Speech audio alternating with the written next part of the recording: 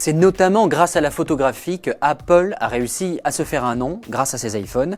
Entre l'iPhone 4 et l'iPhone 5, toutes générations confondues, Apple a su à l'époque s'imposer comme le champion absolu de la photo. Les marques concurrentes sont arrivées, notamment Samsung, et ont un peu ébranlé la suprématie photographique. C'est cette suprématie photographique qu'Apple essaie de retrouver avec son nouvel iPhone X.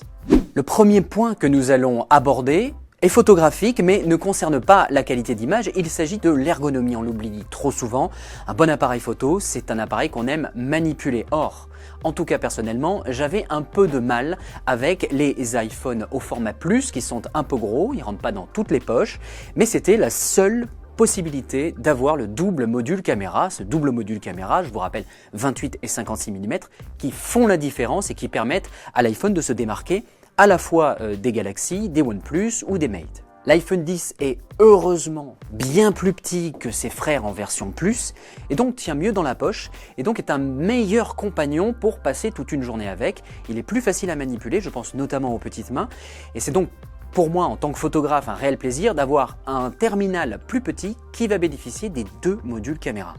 Oui, l'écran de l'iPhone X est beau, il faut se faire un petit peu au côté sans bord, il faut se faire un petit peu à la déformation au-dessus de l'écran, notamment quand on regarde les images à 100%, mais il n'est pas parfait et il y a quelques cas dans lesquels on a trouvé que la concurrence Android faisait un peu mieux.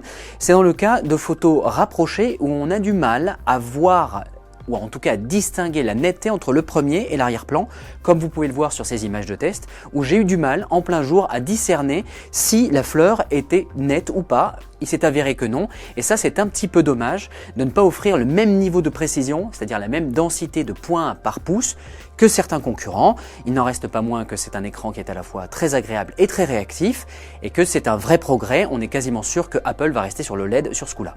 En termes de colorimétrie, on revient sur des tons un petit peu plus chauds. C'est un progrès pour nous parce que les générations 6S et 7 étaient un peu trop désaturées. C'est un progrès parce qu'il y a une interprétation des couleurs de la part d'Apple. Et c'est ça aussi qu'on cherche parce que le côté très clinique de certaines marques asiatiques, notamment chinoises, peut un peu lasser. En termes de piqué d'image, il y a deux façons de voir les choses. Si on consulte les images sur l'écran ou si on ne les agrandit pas à 100% sur un écran d'ordinateur, alors le piqué est vraiment très travaillé. Il nous semble qu'il y a même un progrès par rapport à la génération 8 qui est sortie qu'il y a quelques semaines. Ce progrès, il est dans ce qu'on appelle le piqué, l'acutance. On voit à l'écran, on sent beaucoup plus de détails. Apple a très bien travaillé sa partition algorithmique et les clichés sont beaucoup plus percutants, toujours à 100%. Quand on regarde sur un écran d'ordinateur, on sent une granulosité qui est absente de certains terminaux. Je pense notamment au HTC U11 ou au OnePlus 5 qui offrent un tout petit peu plus de finesse quand on regarde les images à 100%. Mais dans tous les cas, la partition Apple, à la fois en couleur et en piqué d'image, est très bonne.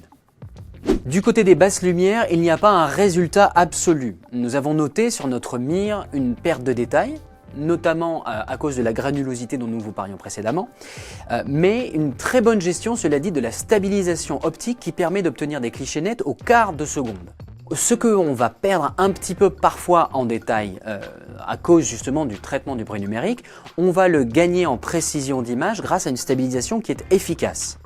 Le piqué est bon, mais on a noté qu'il n'y avait absolument aucun progrès entre les générations 6, 7, 8 et 10 quant au traitement du flair. Le flair, c'est quoi? Regardez les deux images que vous allez voir s'afficher sur l'écran. Vous avez d'un côté le Mate 10 Pro, de l'autre côté l'iPhone. Et sachez que toutes nos photos faites avec les iPhones récents présentent ce même effet qu'on appelle le flair, qui est causé par l'arrivée de rayons lumineux dans la lentille.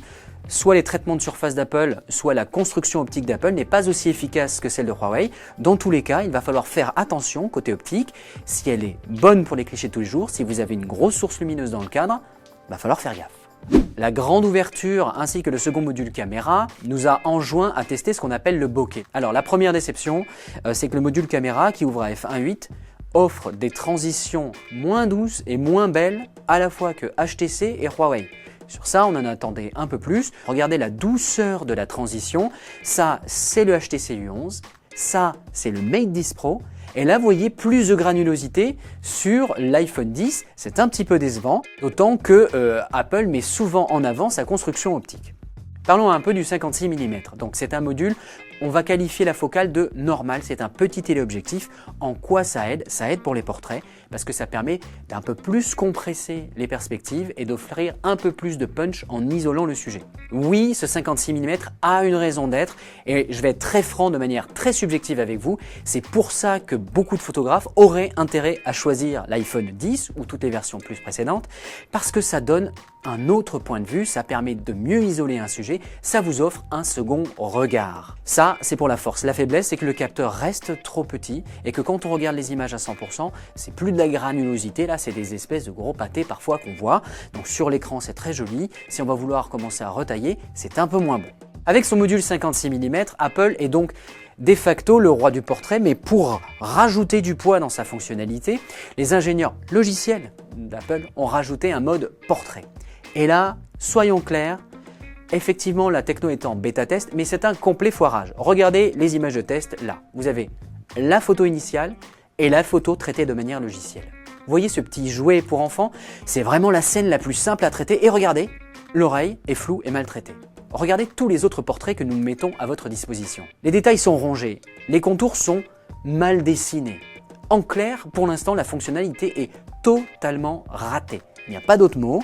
Les fonctionnalités portrait de base fonctionnent à peu près bien, mais dès qu'on va rajouter ces éclairages de scène, dès qu'on va rentrer un petit peu dans les détails de cette fonction, le foirage est total. On vous conseille pour l'instant de rester en mode de base pour vos shoots importants. Si vous voulez continuer à expérimenter au fur et à mesure des mises à jour, faites-le. Mais si jamais vous devez sortir un portrait avec un bel arrière-plan flou, restez dans le mode portrait normal.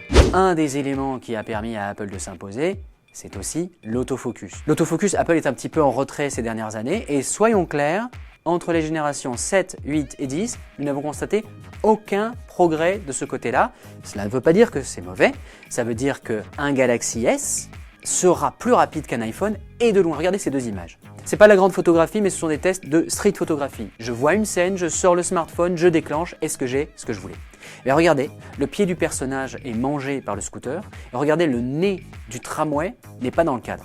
Cela, je peux vous garantir, avec un Galaxy S, je l'aurais eu net, tout simplement parce que ce sont des appareils nerveux. Il n'y a pas de très mauvais dans l'iPhone 10, il est globalement bon en photo, il est même dans certains domaines très bon, et il est surtout, et c'est pour moi une de ses grandes forces, très équilibré. Un bon cru, mais c'est certainement pas le champion ultime qu'on attendait de la part d'Apple.